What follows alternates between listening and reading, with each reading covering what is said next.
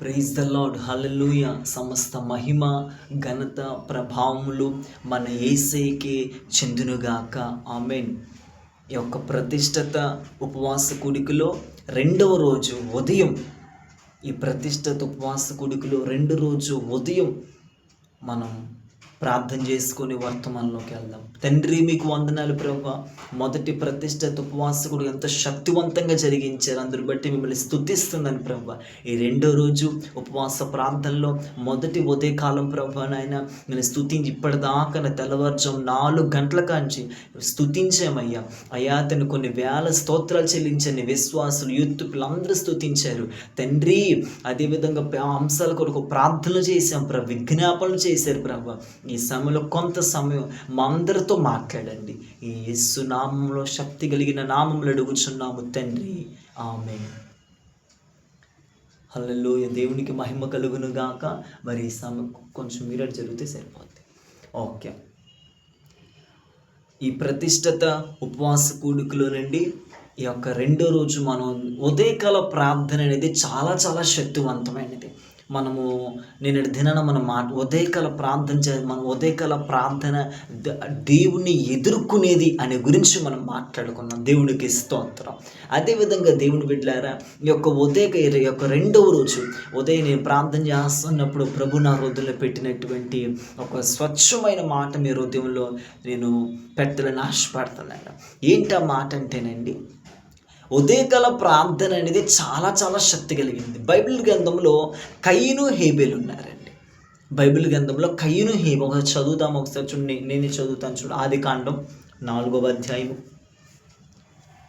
ఆదికాండం 4వ అధ్యాయము మొదటి వాక్యం నుంచి నేను చదువుతాను. చూడండి, అందరూ పరిశుద్ధ గ్రంథం తెరవండి. యవనస్తులు, సంఘ విశ్వాసులు అందరూ మీ పరిశుద్ధ గ్రంథం తెరిచి చూడండి ఒకసారి. ఆదికాండం 4వ అధ్యాయం మొదటి వాక్యం.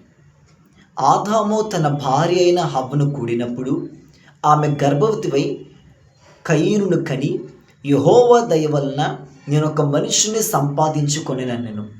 తరువాత ఆమె అతని తమ్ముడగు హేబేలును కనెను. హేబేలు గొర్రెల కాపరి, హేబేలండి గొర్రెల కాపరి. కయీను భూమిని సేద్యపరచువాడు. కొంతకాలమైన తరువాత కయీను పొలము పంటలో కొంత యెహోవాకు అర్పణగా తెచ్చాను. ఇతను కయీనండి. హేబేలు కూడా తన మందలో తొలిచూలున పుట్టిన వాటిలో క్రొవ్విన వాటిని కొన్ని తెచ్చాను. యెహోవా హేబేలు అతని అర్పణను లక్ష్య పెట్టెను, కయీనును అతని అర్పణను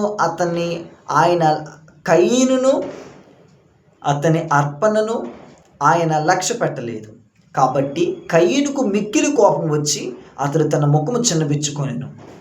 దేవునికి స్తోత్రం. చూడండి దేవుని బిడ్డలారా, ఇక్కడ మనం గమనిస్తేనండి, దేవుడు హేబేలు అర్పణ అర్పించాడట, కయీను అర్పణ అంగీకరించలేదంట. ఈ ఉదయకాల సమయంలో మీ అందరితో నేను మాట్లాడుతాను. దేవుడు ఎందుకని కయీను తెచ్చినటువంటి అర్పణని అంగీకరించలేదు? హేబేలు అర్పణని దేవుడు ఎందుకు అంగీకరించాడు? ఇద్దరు తెచ్చింది అర్పణనే. ఇద్దరు దేవునికి కానుక తెచ్చారు. ఇద్దరు దేవునికి సమర్పించారు. ఇద్దరు దేవునికి ఆ యొక్క అర్పణ తెచ్చారు, బలిపీఠం మీద పెట్టారు ఇద్దరు. కానీ వాక్యం సెలవిస్తుంది, దేవుడంట కయీను అర్పణ అంగీకరించలేదంట, హేబేలు అర్పణ దేవుడు అంగీకరించాలంట. అంటే దేవుడు పక్షపాత, వాళ్ళని ఒకలాగా వీళ్ళని ఒక చూసేవాడా? కాదు. మరేంటి? దేవుడు ఎందుకని హేబేలు అర్పణని అంగీకరించాడు, కయీను అర్పణని దేవుడు ఎందుకు అంగీకరించలేదు? ఇతను అర్పణే కదా తెచ్చింది, అతను అర్పణే కదా, ఇద్దరు కూడా తెచ్చింది దేవుని సన్నిధానంలోనే కదా, బలిపీఠం మీద పెట్టారు కదా. మరి దేవుడు ఎందుకని అతని అర్పణే అంగీకరించాడు, ఇతని అర్పణ దేవుడు ఎందుకు అంగీకరించలేదు? అక్కడ స్పష్టంగా రాసింది. ఒకసారి చదువుతాను. చూడండి, నేను చదువుతున్నాను మరలా. 3వ వచనం. కొంతకాలమైన తర్వాత, వాక్యం అండి అక్షరంగా చదివితే ఎవ్వరికి అర్థం కాదు. ఆత్మ ప్రత్యక్షత దేవుని అడిగితే ఖచ్చితంగా ప్రభు మనకు అనుగ్రహిస్తారు. చూడండి, కొంతకాలమైన తరువాత కయీను పొలము పంటలో కొంత యెహోవాకు అర్పణగా తెచ్చాను. కొంతకాలమైన తర్వాత అంటండి కయీను అర్పణ తెచ్చాడు. కొన్ని రోజులు అయిపోయిన తర్వాత, కొన్ని గంటలు అయిపోయిన తర్వాత, కొన్ని దినాలు అయిపోయిన తర్వాత, కొన్ని నెలలు అయిపోయిన తర్వాత అర్పణ మాత్రం తెచ్చాడు, కానుక తెచ్చాడు దేవునికి. కానీ కొన్ని రోజులు అయిపోయిన తర్వాత, కొన్ని దినాలు గడిచిపోయిన తర్వాత, కొన్ని సంవత్సరాలు గడిచిపోయిన తర్వాత మేబీ అనుకుంటా, మరి కొంతకాలమైన తర్వాత దేవుడికి తీసుకొచ్చాడు.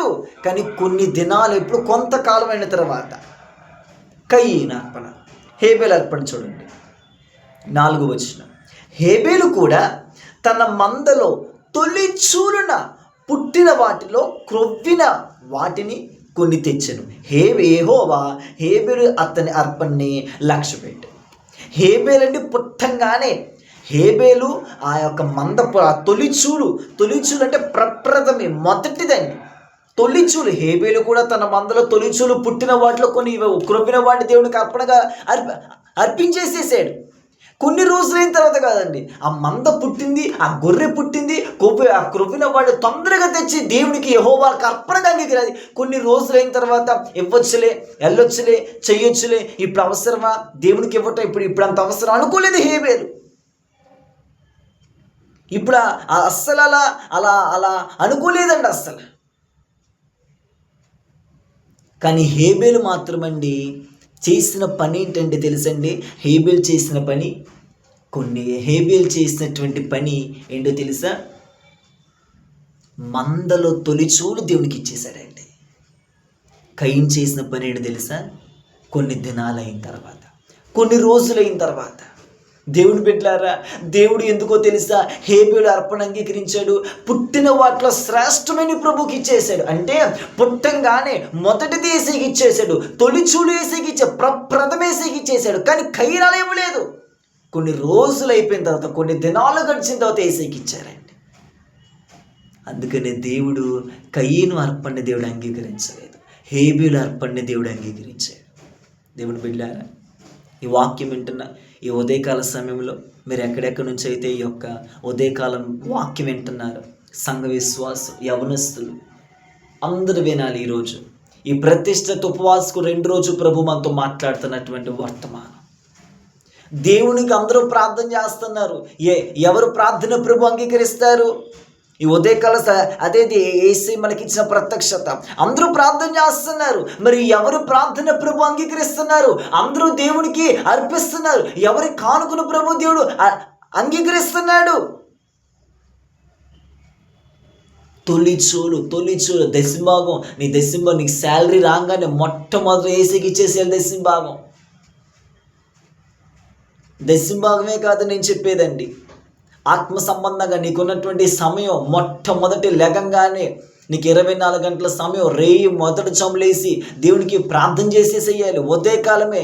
కొంతకాలమైన తర్వాత, కొన్ని గంటలు గడిచిన తర్వాత, కొన్ని దినాలు గడిచిన తర్వాత వెళ్ళొచ్చులే. 4 గంటలకి స్తోత్ర ప్రార్థన అండి, 6 గంటలకి వెళ్ళొచ్చులే, 7:30కి 8:30కి 9:30, అదే దాన్ని ఉదయకాల ప్రార్థన అనరు. ఉదయకాల ప్రార్థన అంటే 4 గంటలకి లెగిసిపోవాలి, అయితే 3 గంటలకి లెగిసిపోవాలి. దాన్ని ఉదయకాల ప్రార్థన అంటారండి. మనం కూడా కయీను లాంటి వాళ్ళు ఉన్నామండి. కొంతకాలం అయిన తర్వాత, కొన్ని దినాలు గడిచిన తర్వాత, కొంత సమయం అయిన తర్వాత దేవుడు నీ ప్రార్థన అంగీకరించడు. దేవుడు నీ దాని అంగీకరించడు.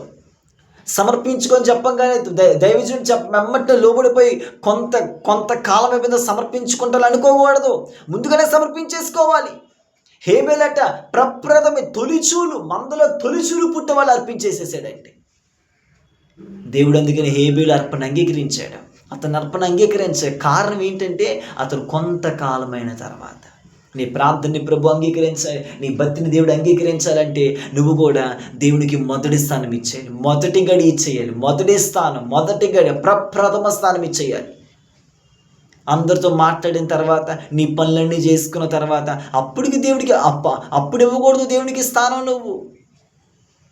అప్పుడు ఇస్తే ఇంకా ఏం ఉపయోగం అండి? ఇంకా అప్పుడు కాదు, నువ్వు మొదటిగానే ఏసీకి ఇచ్చేవాళ్ళు నీ స్థానం. నీవు మొదటిగానే ఏసీకి ఇచ్చేయాలి స్థానం. ఎప్పుడుగో వెలిగించి ఎప్పుడో 9 లేసి స్తోత్రం అంటే కుదరదు.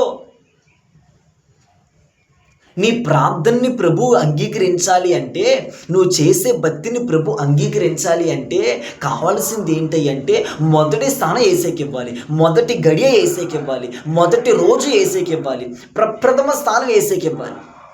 మనుషులు కాదు, మొదటి స్థానం. దశంబాబు రాంగ, నీ శాలరీ రాగానే మొదటిది ఏసేకి ఇచ్చేసేయాలి. పల్లెటూరులో చూడండి, మొదటి పంట ఏసేకి ఇచ్చేస్తారు. నీ జీవితంలో నువ్వు దీవించబడాలంటే, నీ భక్తి అంగీకరించబడాలంటే, నువ్వు చేస్తున్న భక్తి, నీ ఆత్మీయ జీవితం ప్రభు అంగీకరించాలంటే మొదటి స్థానం ఏసేకి చేయాలి. ఏంటి చాలామంది అంటారు, వాళ్ళ ప్రార్థనలు అయితే ప్రభు అంగీకరిస్తున్నాడండి, మా ప్రార్థనలు అయితే దేవుడు అంగీకరించడం లేదండి. ఎందుకు దేవుడు నీ ప్రార్థన అంగీకరించడు? అంగీకరిస్తాడు దేవుడు నీ ప్రార్థనని. ఆమె రేయి మొదటి జాములు లేచి చేతులు ఎత్తి యోబు వలె మొదటి స్థానం ఏసేకి చేస్తుంది. నువ్వు వేస్తున్నావా? ఎప్పుడుకో చేస్తున్నావు ప్రార్థన, ఎప్పుడుకో స్తుతిస్తున్నావు, ఎప్పుడుకో.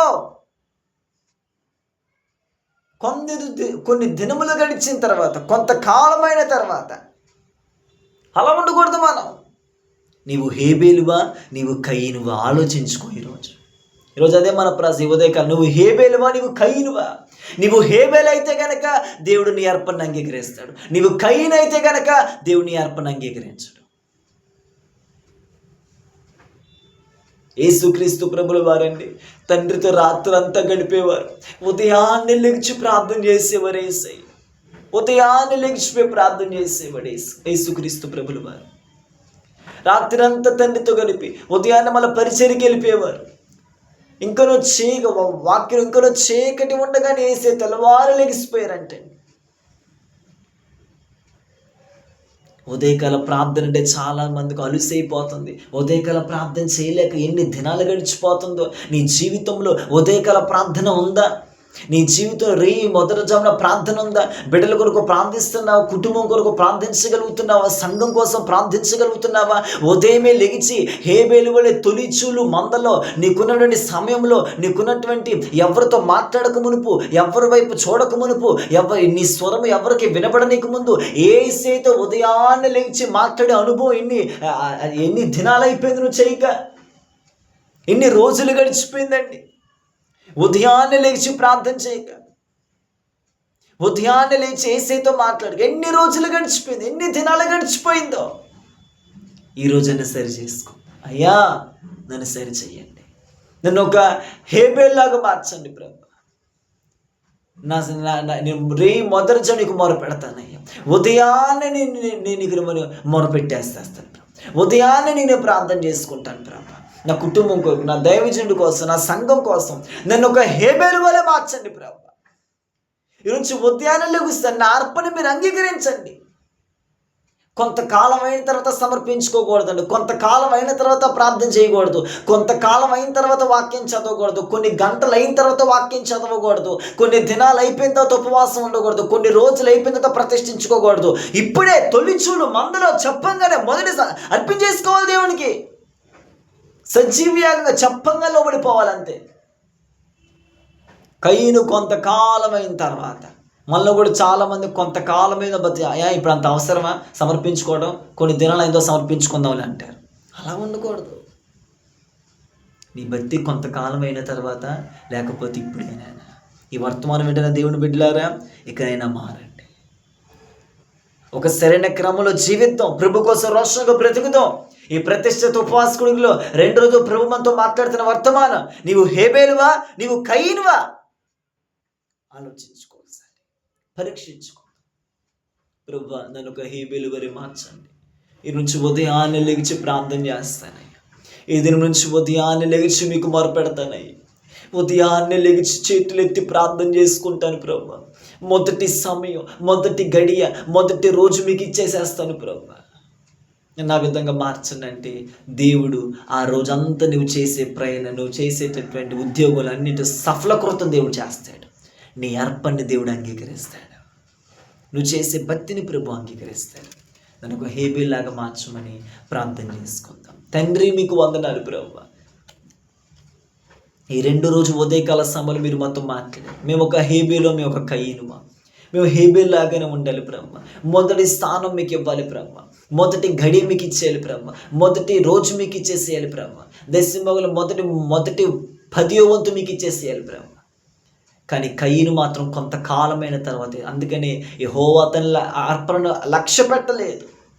అయ్యా, మా అర్పణను మీరు అంగీకరించండి ప్రభు, మేము చేస్తున్న భక్తిని అంగీకరించండి, మేము తీసుకున్న సమర్పణను ప్రతిష్టతను అంగీకరించండి ప్రభు. ఈ వర్తమానం ఎంతమంది హృదయాల్లో ప్రభు వెలువడిందో ప్రభు, వాళ్ళ హృదయాల్లో ఒక బలమైన బ్రేక్ త్రూ జరగాలి ప్రభు. అందరూ ఒక హేబెలు వలె మార్చండి నాయన. కయ్యని స్వభావం నుంచి అందరికీ విడుదల కలగ చేయండి ప్రభు. విధమైన కార్యం చేసి మరలా ఈరోజు సాయంత్రం జరుగుతున్న ఆరాధన కూడా జయప్రదంగా జరిగించమని ప్రభా. ఉద్యోగాల్లో, స్టడీస్ అన్నింటిలో సఫలకృతం అవ్వాలి ప్రభా. ఆ విధంగా ప్రభా బ్రష్ చేస్తున్నాం. యూట్యూబ్లోంచి ఎంతోమంది వర్తమానం వింటున్నారో వాళ్ళ మీద ఒక శుభం పలుకుతున్నా ప్రభా. అద్భుతం చేయండి, సాక్షిగా నిలబెట్టమని యేసు నామములో అడుగుచున్నాము తండ్రి, ఆమేన్. Praise the lord. దేవుని బిడ్డలారా, విన్నారు కదా దేవుని వర్తమానం.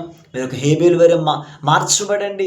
దేవుడు ఖచ్చితంగా మీ అర్పణని దేవుడు అంగీకరిస్తాడు. అదేవిధంగా ఈరోజు సాయంత్రం మరలా 2వ రోజు సాయంత్రం ప్రతిష్టత ఉపవాసకులు సాయంత్రం చాలా శక్తి. నేను రాత్రే లైవ్ ఇవ్వడానికి ప్రయత్నించాము. ఈరోజు ప్రభు చిత్తం అయితే కనుక కొంచెం టెక్నికల్ ప్రాబ్లం ఉంది కనుక ఖచ్చితంగా లైవ్ ఇవ్వడానికి చూస్తాము. మరి ముఖ్యంగా మిమ్మల్ని అందరినీ ప్రేమతో ఆహ్వానిస్తున్నాను. రండి. సాయంత్రం 6 గంటలకల్లా ప్రారంభించబడిపోతే 8:30-9 ముగించుకోబోతున్నాం. రండి. శక్తివంతమైన ఆరాధన జరిగింది.